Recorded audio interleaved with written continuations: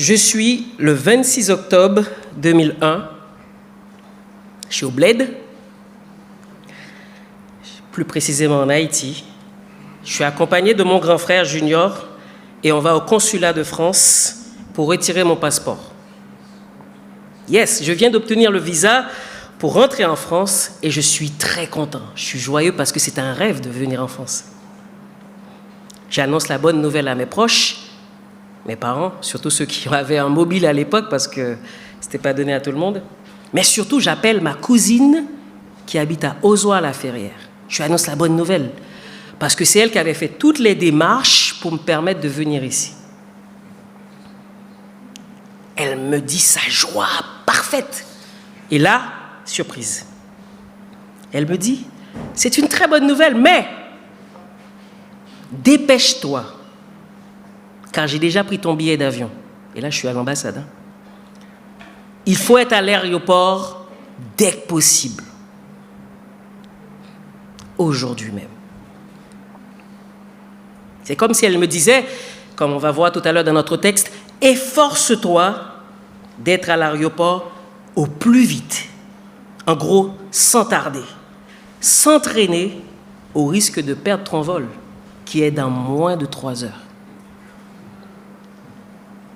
Je n'ai pas eu le temps de rentrer chez moi. Direction directement à l'aéroport, sans valise, ni aucun présent. Je suis parti sans dire au revoir physiquement à ma famille, sans les prendre dans mes bras. Et surtout, je n'ai pas vu ma fiancée, celle qui deviendra 4 ans plus tard ma femme. J'ai été très bien accueilli ici par 2 cousines, 3 cousins. J'ai habité au Corbusier, pour ceux qui connaissent très bien Ozoir. Mais il me manquait quelque chose. La famille qui composait mon quotidien n'était plus là.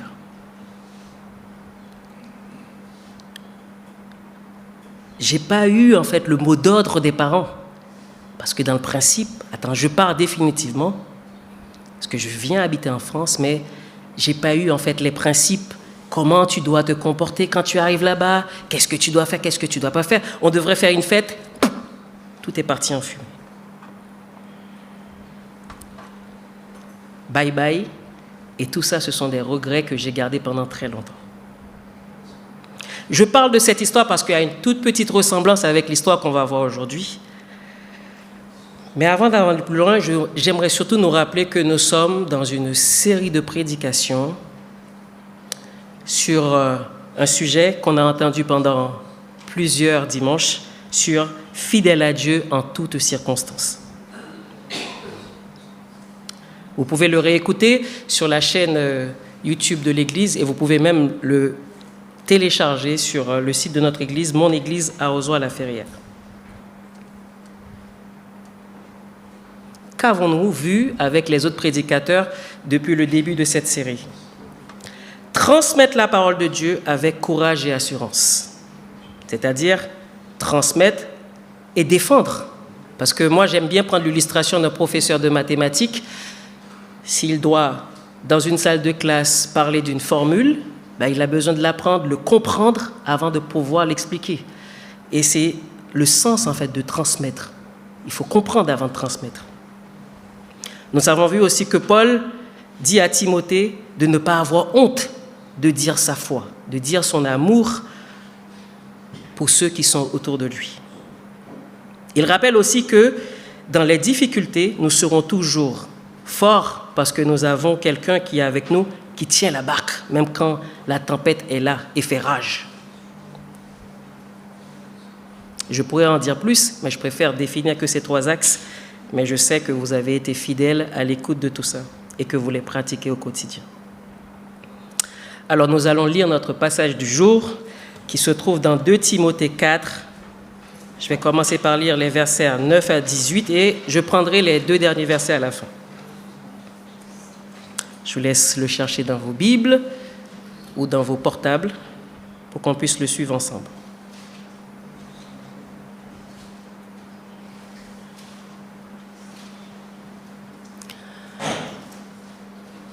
Verset 9.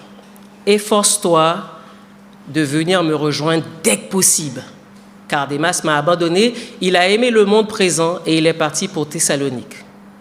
Crescens s'est rendu en Galatie, Tite en Dalmatie. Seul Luc est encore avec moi. Prends Marc, amène-le avec toi, car il m'est très utile pour mon ministère. Quant à Tychique, je l'ai envoyé à Éphèse. Lorsque tu viendras, rapporte-moi le manteau que j'ai laissé à Troas chez Carpus, ainsi que les livres, surtout les parchemins. Je fais une pause. Est-ce que vous savez ce que c'est que les parchemins? À l'époque, on n'avait pas encore les fameux papiers qu'on a aujourd'hui. On utilisait les peaux de bête pour écrire les choses. Et justement, c'est ce qui nous a permis aujourd'hui d'avoir ces textes que nous avons apportés demain. Je continue. Reprenons au verset 14.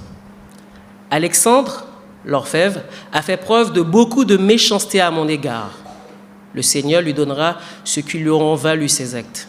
Toi aussi, garde-toi de lui, car il s'est opposé avec acharnement à notre prédication. La première fois que j'ai eu à me présenter au tribunal, personne n'est venu m'assister. Tous m'ont abandonné. Qu'il leur en soit pas tenu rigueur. C'est le Seigneur qui m'a assisté et m'a donné la force d'annoncer pleinement le message, qu'il soit entendu par tous les non-juifs. J'ai été délivré de la gueule du lion. Le Seigneur continuera à me délivrer de toute entreprise mauvaise et me sauvera pour son royaume céleste. À lui soit la gloire. Amen. L'apôtre Paul. Quelle histoire, quelle affaire. On vient juste de lire les derniers mots connus par l'apôtre Paul. Lui, au moins, il a eu le temps d'écrire quelque chose, comparé à moi. La sentence était déjà là pour lui. Il savait qu'il allait mourir. À première vue, nous remarquons que c'est un homme face à la mort et en bout de course. Paul parle de sa fatigue. Dans cette lettre, il réclame un moment spécial avec ses proches, ses disciples. Nous remarquons qu'il veut transmettre un dernier message marqué par son amour pour Dieu, pour l'Évangile et pour la création tout entière. Alors, pour vous, si vous saviez que vous allez mourir demain et qu'on vous donne une feuille de papier, un stylo, vous aurez écrit quoi dessus?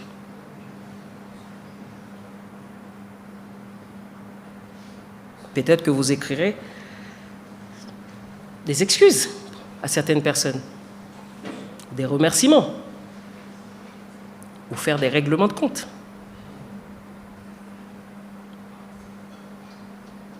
Mais qu'est-ce que Paul voulait dire aux destinataires de la lettre de cette époque? Et qu'est-ce qu'il voulait nous dire à nous aujourd'hui? L'une de mes plus grandes frustrations, quand vous avez entendu l'histoire tout à l'heure, c'était de ne pas avoir eu le temps d'écrire ou de dire ce que j'avais sur le cœur à certaines personnes. Dire à Dieu, transmettre les dernières informations, faire son testament ou passer le relais d'un gros projet que nous avons toujours eu à cœur n'est pas toujours chose facile.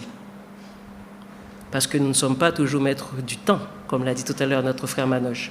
Il y a des choses des fois qui nous dépassent. La fin de la lettre de Paul, il nous a poussé à plusieurs réflexions et questionnements. Nous allons les découvrir ensemble. Et c'est la première question qu'on va se poser ce matin. Le chrétien a-t-il le droit d'exprimer sa fragilité? Est-ce que la fragilité et le besoin de compagnie sont des besoins légitimes dans la vie d'un chrétien? Dans cette lettre, on remarque que quelques heures avant la mort tragique de Paul, il vit un isolement loin de tout confort. Il se retrouve seul en prison. Il doit affronter des difficultés face à des ennemis. Et à chaque fois, je me dis, mais ce gars-là, c'est un mec exemplaire. On parlait tout à l'heure des héros qui vont courir, mais c'est un héros de la foi. Il a fait des choses extraordinaires. Il a écrit des lettres. Il a écrit avec force, énergie. Et pourtant, il arrive en bout de course, fatigué. Mais après, à nous de savoir, est-ce que c'est ce qu'on veut vraiment retenir de sa vie ou de ces quelques instants avant sa mort? Qui pourrait imaginer une fin aussi terrible pour un héros de la foi comme notre frère Paul? Paul a fait un super boulot, comme on vient de le dire, et surtout, il a formé des disciples. Il est jugé coupable et ses jours sont comptés. Au verset 9, il dit à Timothée, « Efforce-toi de venir me rejoindre dès que possible. Je t'en supplie, viens vite, je n'en peux plus. » Et en plus, il parle du fait qu'il est froid. Je ne sais pas si vous avez cette tendance en fait en hiver, parce que moi, je viens d'Haïti, vous avez compris, hein? Je n'ai pas l'habitude du froid. Et moi, je ne peux pas dormir quand j'ai froid. À l'époque, en prison, il n'y avait pas de chauffage. Il fallait avoir des vêtements chauds.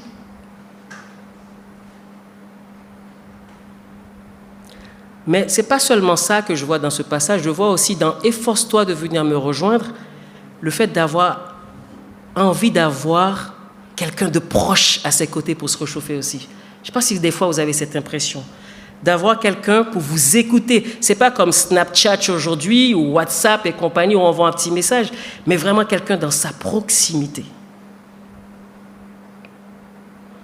Paul va faire quelques requêtes à Timothée et plusieurs remarques personnelles sur ce qu'il a vécu pendant son emprisonnement. Commençons par les personnes qui l'ont abandonné et en qui il avait confiance. Verset 10. « Car Démas m'a abandonné, il a aimé le monde présent et il est parti pour Thessalonique. Crescens s'est rendu en Galatie, Tite en Dalmatie, seul Luc est encore avec moi. » Paul, comme tout être humain, a besoin des autres et il l'exprime clairement. Il a besoin de la compagnie. Et moi, j'avais la même impression quand je suis arrivé à Ozoir. J'étais enfermé dans ma chambre régulièrement, je n'avais pas encore les papiers. Je ne pouvais pas aller travailler. Et là, j'aurais aimé avoir quelqu'un juste à côté pour lui dire, en fait, mes douleurs, mes besoins.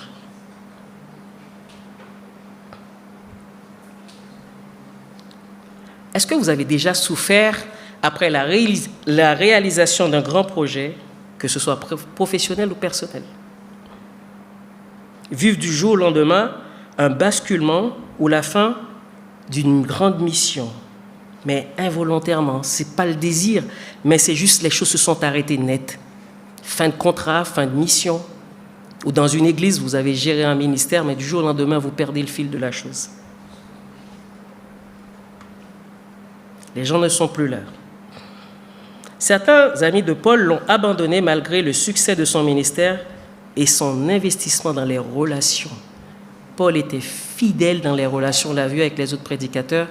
Il a été là, il a conseillé, il a donné envie. Et toi, comment tu vis la solitude? Parce que je suis sûr qu'au moins une fois dans votre vie, vous vous êtes retrouvé seul. Comment vous vivez tout ça?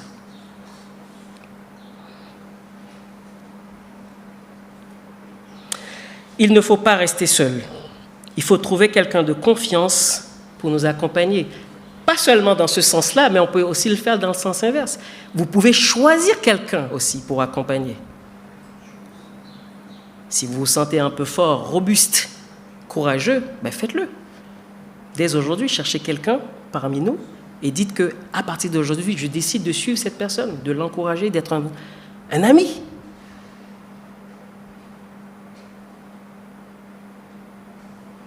Dans cette église à Ozoir, Dieu m'a donné une nouvelle famille parce que j'ai finalement trouvé l'église après 2-3 jours de marche.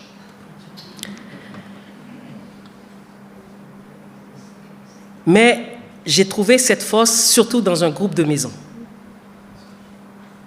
Anne Frank. J'avais des personnes qui lisaient la Bible avec moi régulièrement.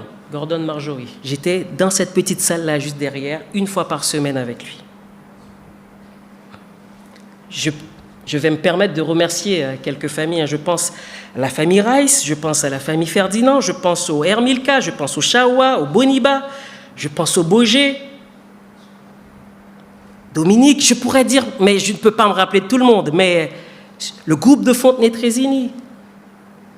Mais merci Seigneur, parce que des fois, on a nos plans A, comme l'a dit Paul dans la prière tout à l'heure, mais Dieu décide en fait que ce soit le plan B qui passe, et c'est bien que Dieu soit là.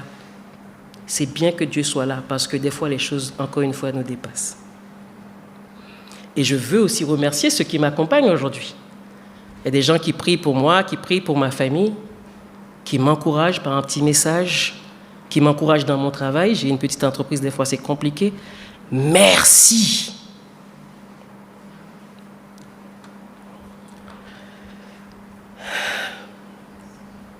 La Bible nous parle plusieurs fois aussi des relations, et ça me fait penser à Jonathan et David. Vous vous rappelez l'histoire de David, Il est en course, il a peur, la mort derrière lui, mais heureusement, il avait un ami fidèle qui était là pour lui. Est-ce que tu as un ami fidèle à l'église? Est-ce que tu as quelqu'un à qui tu peux pleurer?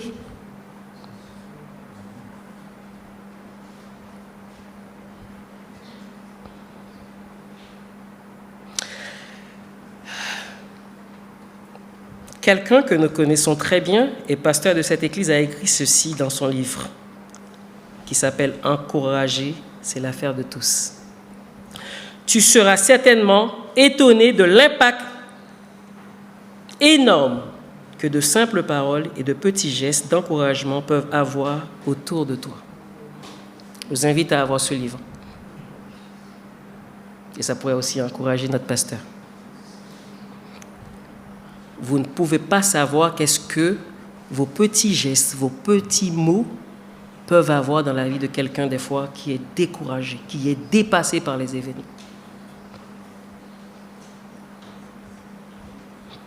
Est-ce que tu veux t'engager à encourager quelqu'un dès aujourd'hui? Paul l'a fait. Il a encouragé Timothée, il l'a accompagné et jusqu'à la mort, il voulait la voir pour lui donner vraiment non seulement le flambeau, le relais, mais encore être pour lui un encouragement.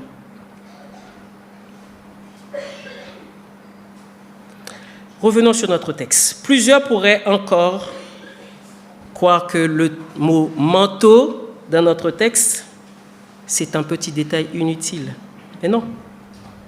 Dans le verset 13, il dit « Lorsque tu viendras, rapporte le manteau que j'ai laissé chez toi, chez Carpus. » Paul ne se plaint pas beaucoup, comme plusieurs aujourd'hui. On a toutes les raisons possibles de nous plaindre, surtout en France. Je n'avais pas cette habitude en Haïti, mais moi aussi je me plains. Aujourd'hui, je m'adapte. Et le chauffage, l'électricité, tel ceci, tel cela, on a toujours quelque chose à nous plaindre. Mais Paul, il est en prison, le gars. Il n'a personne. Il demande juste le strict minimum. Il pourrait trouver plein de raisons de se plaindre, mais il reste en fait sur son objectif, plaire à Dieu et faire le maximum pour transmettre. Alexandre l'orfèvre a fait preuve de beaucoup de méchanceté à mon égard. Le Seigneur lui donnera ce qui lui auront valu ses actes. Paul n'est pas en train de régler ses comptes à la suite de plusieurs histoires qu'il a peut-être vécues. Il a dit juste à travers un inventaire les différentes raisons qui l'ont rendu faible et fatigué. On a le droit, les amis, en tant que chrétiens, d'être faibles et fatigués. Nous ne sommes pas des robots.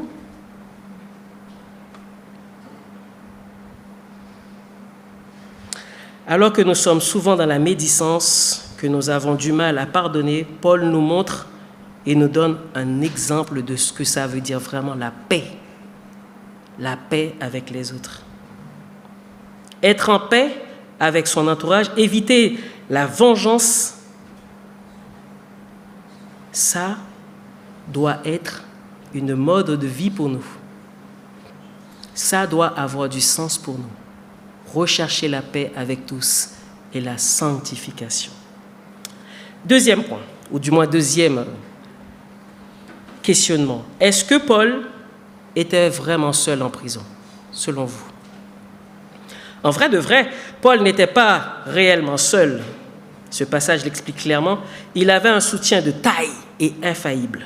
Oui, Dieu qui ne change jamais et qui se tient toujours à côté de ceux qui veulent le suivre. Voilà ce que Paul écrit et qui redonne un peu de morale et qui peut encourager chacun de nous ce matin. C'est le Seigneur qui m'a assisté et m'a donné la force d'annoncer pleinement le message pour qu'il soit entendu par les non-juifs. Et j'ai été délivré de la gueule du lion. Le Seigneur continuera à me délivrer de toute entreprise mauvaise et me sauvera pour son royaume céleste. À lui soit la gloire pour l'éternité. Amen. L'apôtre Paul, il était solide, ce gars. Il pourrait trouver un tas de raisons pour abandonner la foi et pourtant, il garde une confiance béton au Sauveur.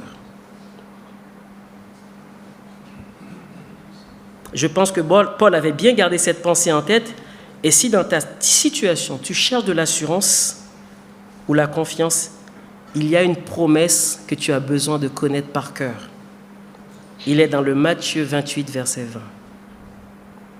Et voici, je suis avec vous tous les jours jusqu'à la fin du monde. Pas de crainte, c'est bon, ça roule. Et moi, je dis amen à ça.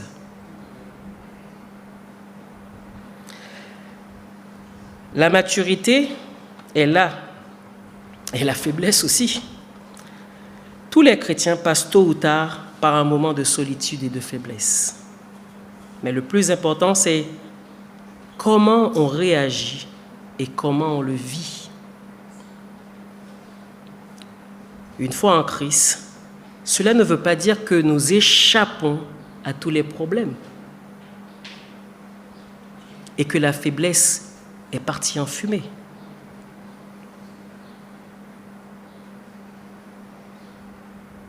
Et je vous invite vraiment, vraiment à... Je pense que c'est Paul qui l'a dit dans sa prédication, c'est que les problèmes sont là. Et le fait de savoir que les problèmes sont là, ça nous permet déjà à dire régulièrement qu'on vit dans un monde où c'est là, c'est fait comme ça, et on doit redoubler d'efforts, et on doit avoir de l'énergie, on doit persévérer dans la prière, dans l'adoration, dans tout ce qui est possible en fait pour nous encourager au quotidien, parce que sur cette terre, il n'y a pas le choix, les problèmes seront là.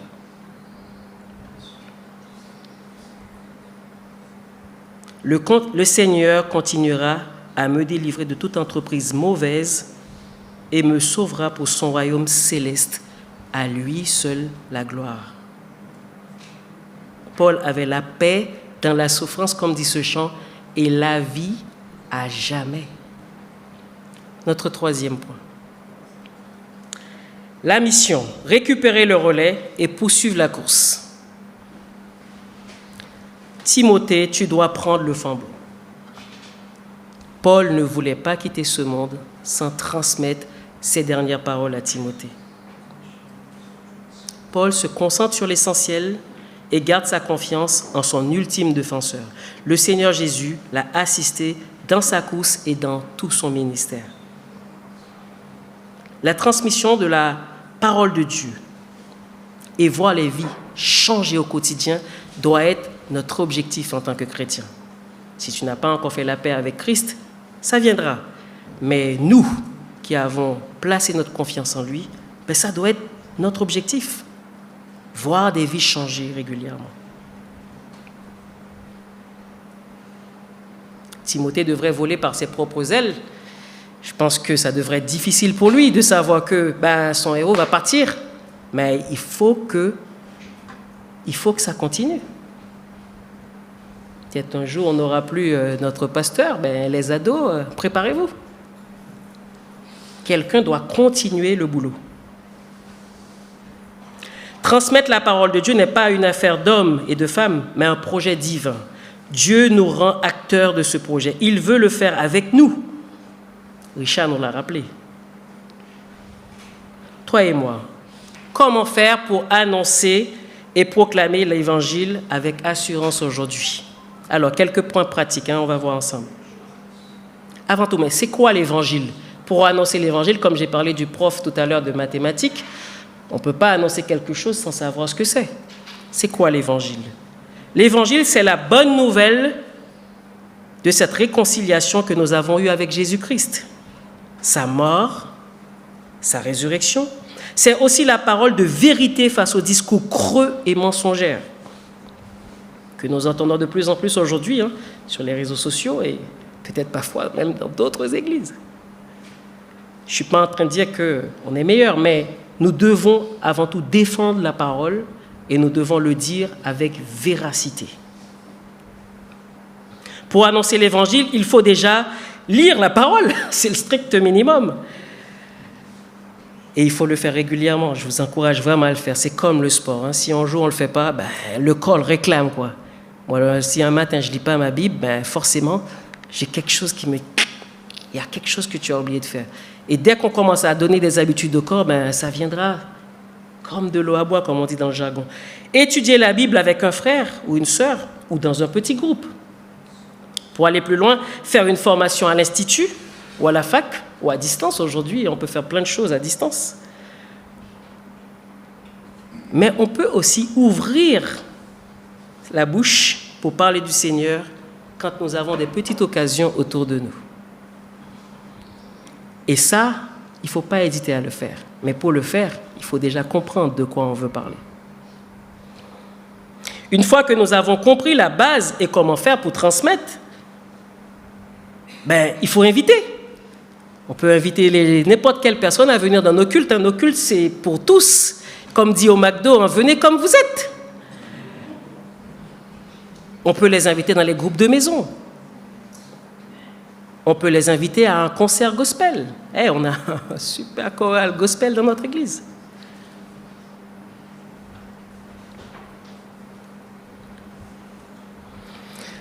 Notre témoignage doit être quelque chose de puissant parce qu'avant même d'ouvrir la Bible, les gens ils regardent notre comportement. Ils regardent notre façon de faire, notre manière de réfléchir, de penser, les réponses qu'on apporte. Notre témoignage doit peser dans le message que nous voulons apporter. Paul est un témoignage vivant de la vie en Christ. Malgré les rejets et la souffrance, il est resté fidèle. Persévérance ont été ses points forts.